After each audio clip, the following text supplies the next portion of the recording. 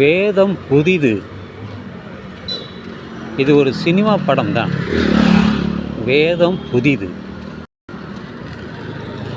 சுருக்கமாக சொல்ல வேண்டுமென்றால், கைவிடப்பட்ட ஒரு பிராமண பெண் வேதத்தை ஒரு சாதாரண மனிதர் அவருக்கு கற்றுக் கொடுக்கிறார். நேரடியாக அவரே அல்ல, மற்றவர்களை வைத்துக்கொண்டு இந்த வேதங்கள் என்ன 4 வேதங்கள் என்ன, அதாவது ரிக், யஜுர், சாம, அதர்வண, இந்த 4 வேதங்கள் தான். இது பிற்காலத்தில் சமஸ்கிருதத்தில் எழுதப்பட்டது. இமயமலை சாரலில் வாழ்ந்த அந்த ரிஷிகள் தான்.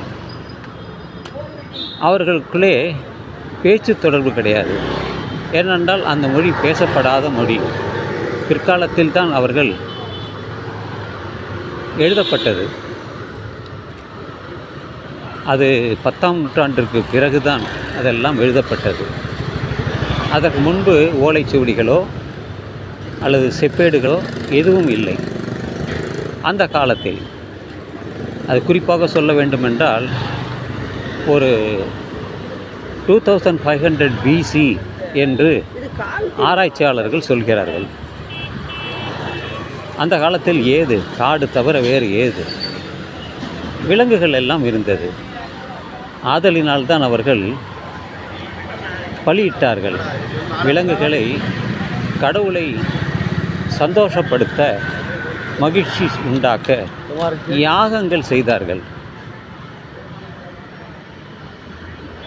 அஸ்வமேத யாகம், இதுபோல புத்திரகாமேஷ் யாகம், இதுபோல பல யாகங்களை அவர்கள் செய்தார்கள்.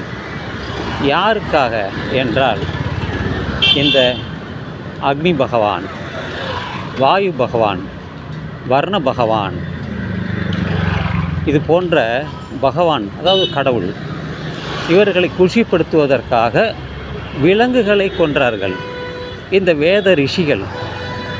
அதையெல்லாம் அவர்கள் பலியிட்டு பங்கு போட்டு எல்லோரும் சாப்பிட்டார்கள். இதெல்லாம் ரிக்வேதத்தில் இருக்கிறது.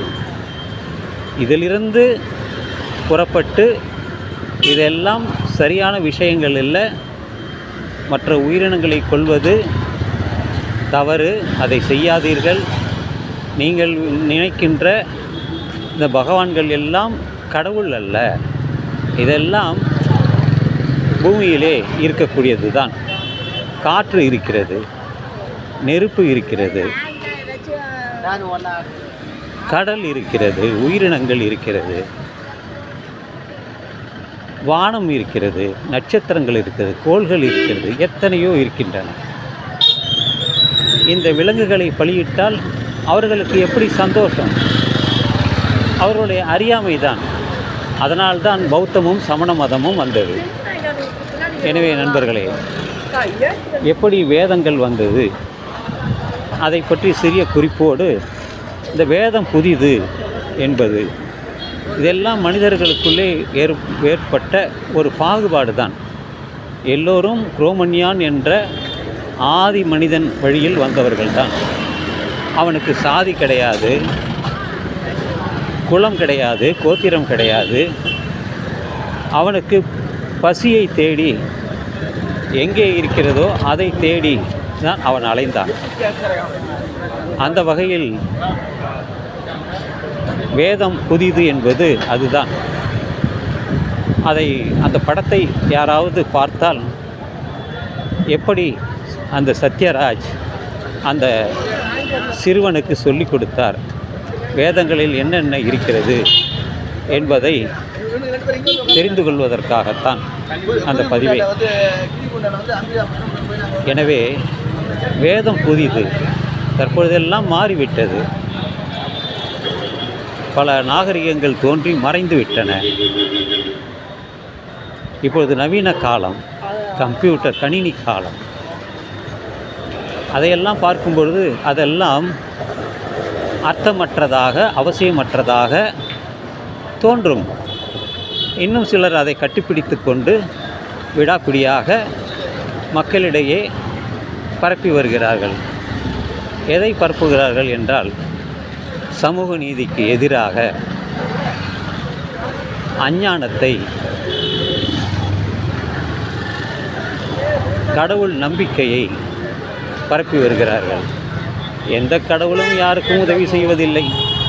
வெறும் கற்சிலையும் படங்களும் தான், வரைந்து வைத்த படங்கள் தான். அதாவது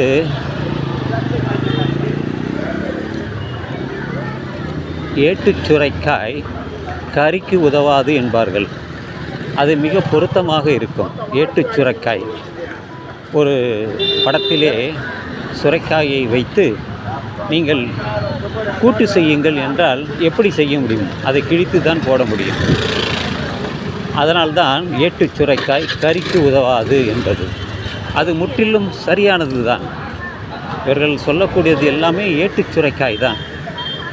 ஆனால் வாழ்க்கை வேறு, மனித வாழ்க்கை வேறு, அன்றாடம் வாழ்கின்ற வாழ்க்கை வேறு. அரிசி, பருப்பு, காய்கறிகள், நெருப்பு, இதெல்லாம் இல்லாமல் மனிதன் எப்படி வாழ முடியும்? அதை தெளிவுபடுத்துவதற்குத்தான் இந்த பதிவே. நான் ஒரு மாதா கோயில் வாசல் தான் நிற்கிறேன். இந்த இடம் வில்லிவாக்கத்தை சேர்ந்த இடம்தான்.